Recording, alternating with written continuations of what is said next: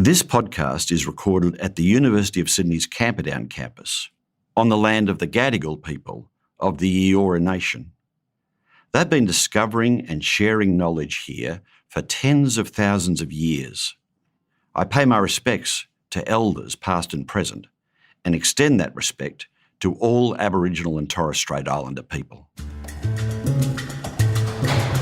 Good morning, dancers. Most of you should know me already, but if you don't, my name is Sally. I am your Dance Health Alliance practitioner for today's Dance Moves class, and we'll get started. My name is Kerry and I'm 78. I come to dancing class because at 78 you need all the exercise you can get. I just love the music and get moving to the music.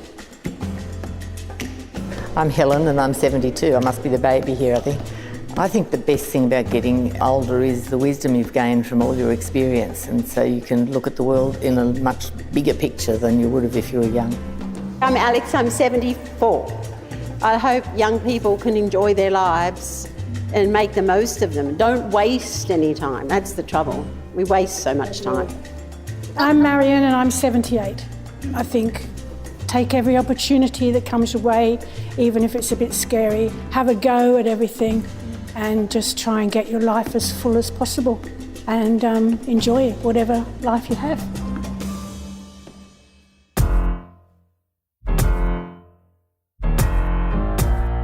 Between 1920 and 2020, the average human lifespan doubled. More of us are living to 100, and for babies born today, that could be the norm. What will that mean for our bodies, our minds, our jobs, our bank accounts, and our relationships? How do we make sure we're not just living longer, but planning to live well? I'm Mark Scott, and this is The Solutionists. With me is Andrew Scott, a Professor of Economics at London Business School, a world-leading expert on longevity and the author of The 100-Year Life. Andrew, when you look at the economics, people tend to view an ageing society as a bad thing. But you talk about it as an incredible achievement. How do you look at longevity? I think what's really interesting in all of this is the negativity around aging and the bleak prospect that everyone makes of it. Even that's pretty extraordinary. What's happening with an aging society is there's fewer children to mourn. There's fewer parents snatched away in midlife and more grandparents, great-grandparents meeting their grandchildren. And all we can say is, oh my God, that's a problem. It's a remarkable way of looking at a great achievement. And I think we interpret the longer life as being about being older and being old and it being about end of life. And that, I think, is a big mistake, because really what longevity is about time. We have more time. No matter what your age, you have more time ahead of you than past generations. And I find that extraordinary, because if you give me more time, I like that. I'm going to invest in my future. I can change how I age. And to be a little bit personal, I was born in 1965 in England, and I was an identical twin. And my twin died within the first few days of life. I was looking through the data, and to my surprise, I found that actually dying in the first year of life was the most common age of death in England at that time. Today, the most common age of death is 87. And this seems to be, that's a fantastic opportunity. So for the first time in history, the young can expect to become the very old. We worry about getting old. We worry about outliving our health, outliving our finances, outliving our skills, our purpose, our relationships. And if you put those two things together, you then get the longevity imperative, which is what do you do now to make sure that you don't outlive those things? We've typically thought about a structure that says, we spend a block of time in education, school, maybe university. Then we go to work and we work through our careers, we hit retirement, then we age, and then we die. Do we need to rethink that model, that approach to ageing, that mindset? Completely. And I think, that's the thing. Once you start thinking about longevity as about having more time, then you think about doing things differently. So there's a concept called best practice life expectancy, and it's the country at any point in time that has the highest average life expectancy at birth. So right now it's Japan. Japanese women live to about 87 on average.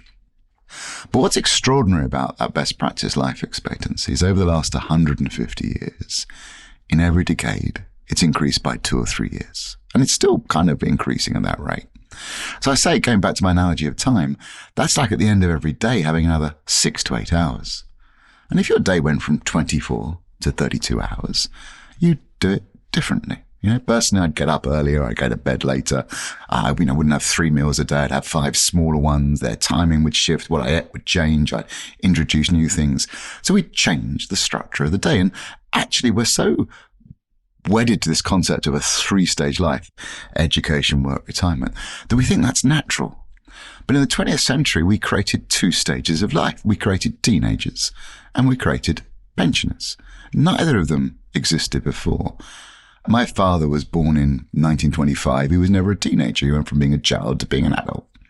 So we've already locked in, but we need to change. And I think that's that key thing, because if you are going to be living to 100 and working to your 80, you've got to do your career differently. We can't just carry on in the same way as possible. So, Andrew, you're talking about living longer. That could be like, a way of thinking of that is living 32-hour day. What does that mean over a lifetime? So I did some calculations. So ignore the first 20 years of life, ignore the last 10 years of life. I'll give you the weekend and the evenings off. Call everything else that's left productive hours. Time you could spend doing something. Could be working, could be watching Netflix, whatever you want. Productive hours. If life expectancy goes from 70 to 100, then you've got another 100,000 productive hours. So that's kind of the exam question that longevity sets us and society. What do you, Mark, want to do with another 100,000 hours? And it's a striking question when you ask people that, because they go, oh, wow. That is the gift, but the daunting gift of what longevity brings. And it radically changes everything.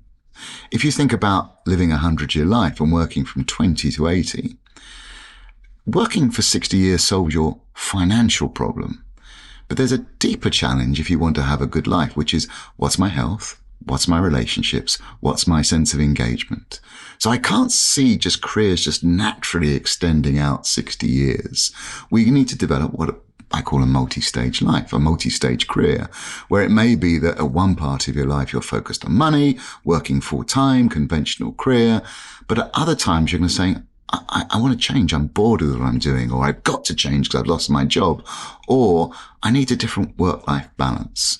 And I think that's a really interesting shift, because in the 20th century, we invented retirement. And as life expectancy got longer, we take more and more time after retirement as leisure. I think what we're going to see as we work longer careers is we'll take more leisure time this side of retirement, which is more flexible working, career breaks, part-time work. But that changes the nature of work and careers quite substantially. All right, dancers, let's get that heart rate up a little bit. Get those arms moving. I want to see those feet stomping on the floor. Let's let everyone know we're here today. Moving those feet, you've got it, dancers. That's the way. Let's lift those knees a little higher now. You've got it. If I lived to 100, I would celebrate by having all my loved ones around me and lots of dancing, I hope. Absolutely. Oh, I'd celebrate with champagne and cake and everyone I love around me.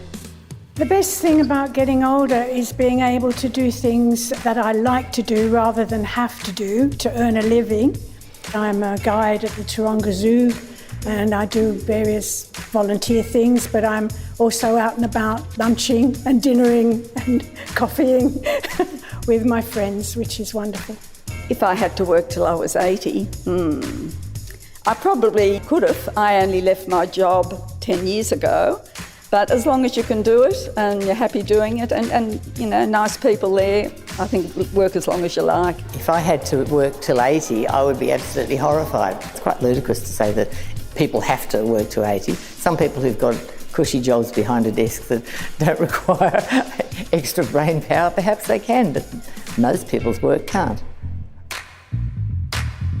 So I'm sitting here thinking about my children. They may have many more decades of work to go. What might retirement look like for them? Retirement is already changing.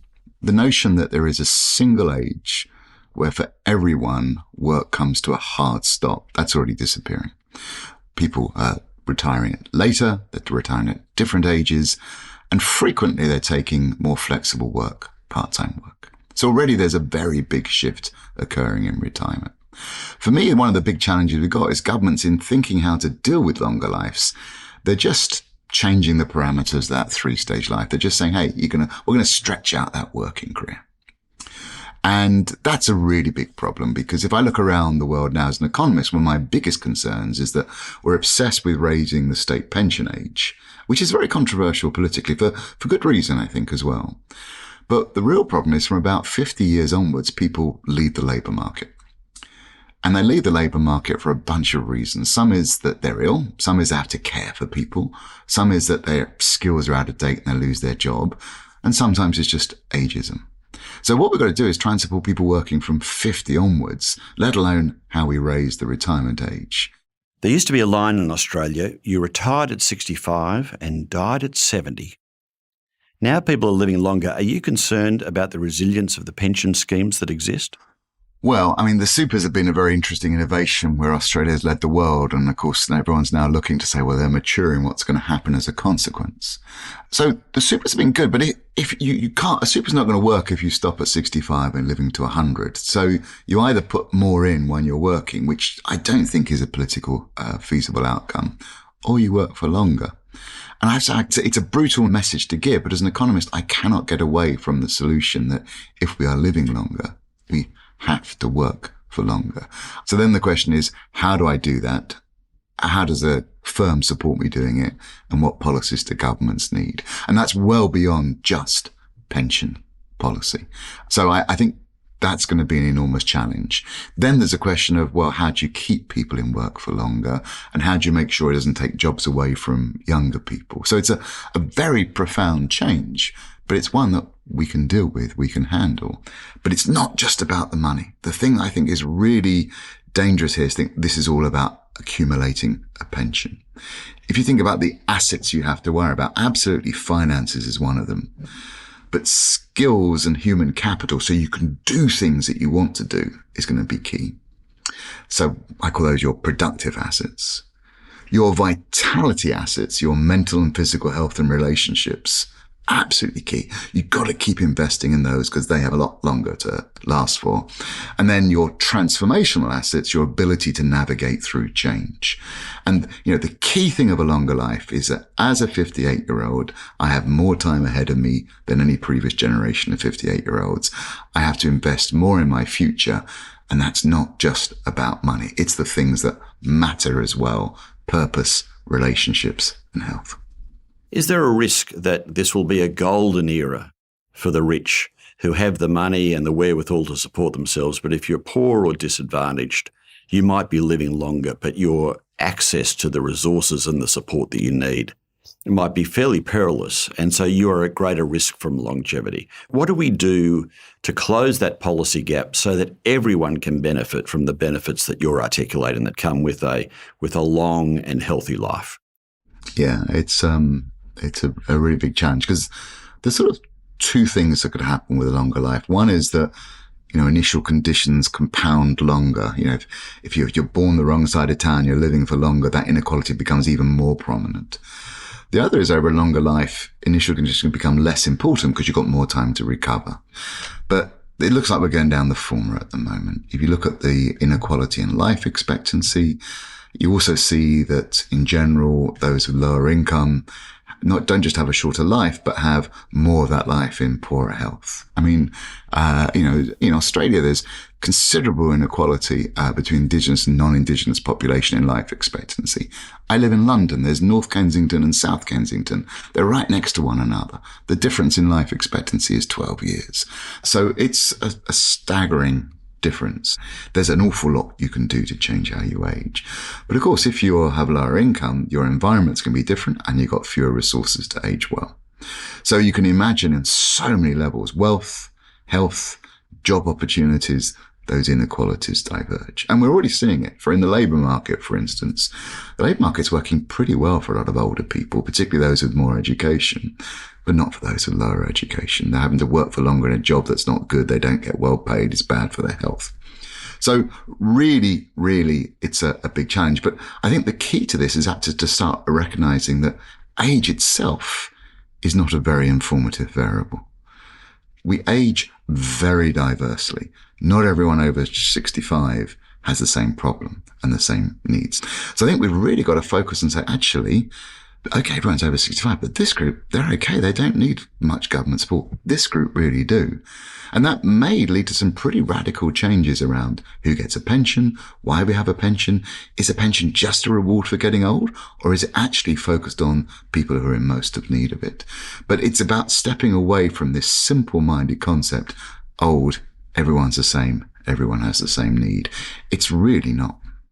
You're saying we have to be long-term thinking now. How do you overcome the behavioural challenge of just short-term thinking and immediate gratification rather than the longer-term investment? Well, if you've got the answer, Mark, please do tell me. I'd love to know that. But yeah, every time I sit down for a meal, I have that same problem. It's really hard, isn't it? And we are not hardwired to act in the long run. I do think that we are going to see the emergence of what I call an evergreen economy. So you need to be evergreen. You need to sort of be healthy and relevant to all ages.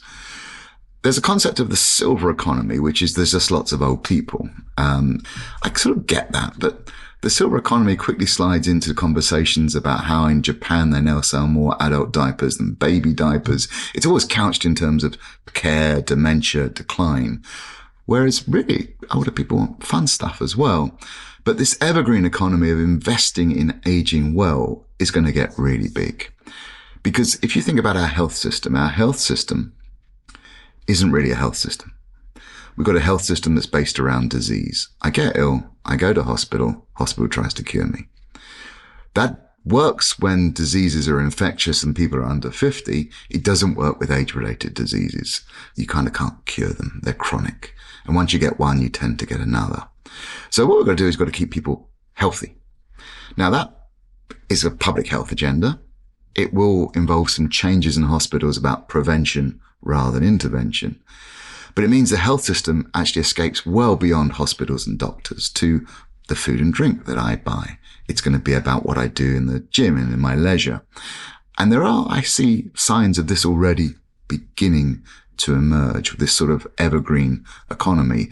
You know, my work, actually with David Sinclair, the Australian scientist, on trying to put a value on aging well, suggests that if we could get one more year of life expectancy through slowing down how we age, and so being healthier for longer too, it's worth $50 trillion in present value terms to the United States, $3 trillion for Australia. It works out at about 4% of GDP every year. So that's how valuable health is. And we're beginning to wake up to that. People are recognizing, I don't want to be ill when I'm older. How do I age better? It's a really big challenge for society. It requires a long-term perspective, but taking immediate action now. These are not things we're good at, but drip by drip by drip, the stone gets worn away and change starts to happen. So this is an evolution, but I'm beginning to see an explosion in the products and offerings that are around. And it's not about adult diapers. It's like, actually, how do I keep you fit, healthy, and happy for longer? You got it. Let's go. Beautiful job, dancers. You look amazing. I believe in you. You've got this. Keep going. My longest friends are flatmates that I shared houses with, and so some of those friendships are over 50 years old. And we know everything about each other, so they're very open friendships, so it's nice. They're my longest friends. Oh, my best friends are from school, from kindergarten at school. Yeah, we've been friends all those years. We're still friends. We still get together all the time. My husband and I are going to Africa on a safari next year. We're looking forward to that, but I never thought I'd be doing that at 78. We thought we've got to get in before we're 80. Beautiful dancers, keeping those shoulders pulled back and down, engaging that core, feel that belly button pulling in. If we can make sure those feet are flat on the floor, that's excellent. Beautiful dancers. What gives me a sense of purpose? I must say I love being with my grandkids and doing things with them, and I can go kayaking with them on their boat and bike riding and just do stuff with the grandkids, which my parents never did with my children. And they always say that they love me. I really like being given a lot of respect from younger people who treat me really beautifully, and I feel special sometimes by being as old as I am. There's a lot of focus on blue zones, the places in the world with the healthiest, longest living populations. One of the things that seems evident is that there are strong social connections underpinning these societies. At the same time, I think a lot of people fear that they'll be lonely as they age. How do we set about developing robust relationships that will endure as we age? Great question. And of course, part of this is the need to really focus much more on intergenerational connectivity. You know, when I was a kid growing up in London, it was typical London family. I had loads of cousins. I go to parties, there'd be endless numbers of cousins, loads of aunts and uncles, and I had 2 surviving grandparents. But, you know, if you take, say, the case of China, where there's kind of 1 child per family, you've now got 1 child, 2 parents, no aunts and uncles, and 4 grandparents. That's quite an extreme outcome. But that intergenerational connectivity really needs to be encouraged, which puts a lot of burden on me as an individual to make sure I don't just associate with people my own age, don't just carry on doing the same thing as ever, but try and experiment and innovate. But it's kind of unusual for someone in their 40s to have someone they describe as a great friend who's in their 80s, for example. Do we need to rethink and be more innovative in how we are open to opportunities of friendship across the generations? I think we do. And you know, there's all sorts of evidence, by the way, that, you know, the returns are quite high for intergenerational friendships at both ends of the age spectrum. Our concept of adult development has sort of been framed by short lives. So we kind of think, oh, you reach 18, you're an adult and you don't change. But the real joy of a longer life is it means adult development can happen for longer. You can grow and change, do new things, make new friends, meet more people. And that then gives that ability across the generations to have a rich relationship. If you think about it, if I'm 60 and life expectancy is 70, I don't have much incentive to invest in developing new relationships. The numbers just don't work. But if I'm 60 and living to 100, actually there's a radically different incentive. And there's also that incentive to mix with someone who's a bit younger and different, because diversity is fun. It kind of is innovative. It keeps you awake and changing. So lots of things I think are changing. Just some advice, Andrew, for those listening, and our students who might be listening. They are full of life, full of ambition. They're in their late teens and early 20s.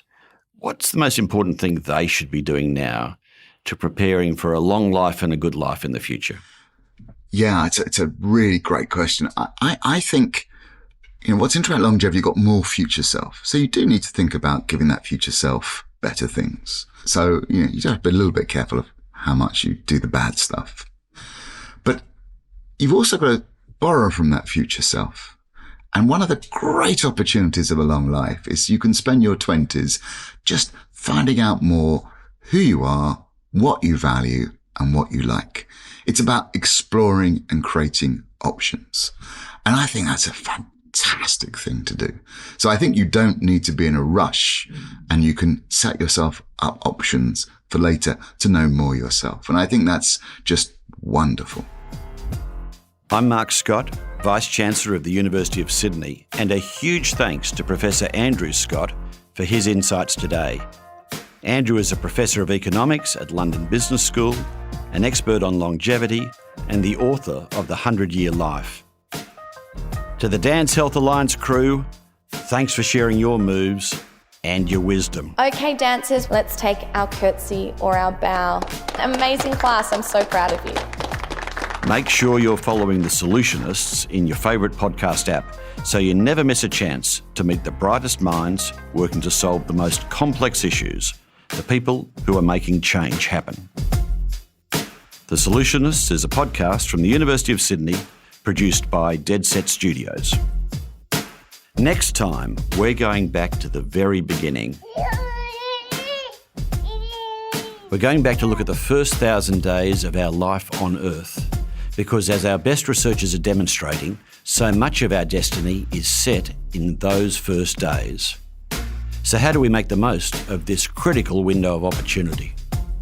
Perhaps some of the most important aspects of life are before you even arrive. Anything that happens in that period is potentially going to play out in later life.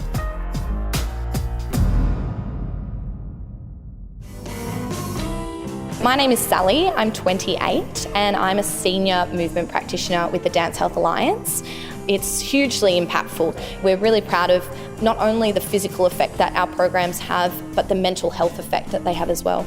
We truly do believe in our ethos of movement is medicine. I was quite anxious about being a younger person and facilitating classes to older people, but I've realised by just being myself, it's benefited both of us both ways. I learn so much from the people I work with. They make me feel really inspired. They've given me such a sense of life.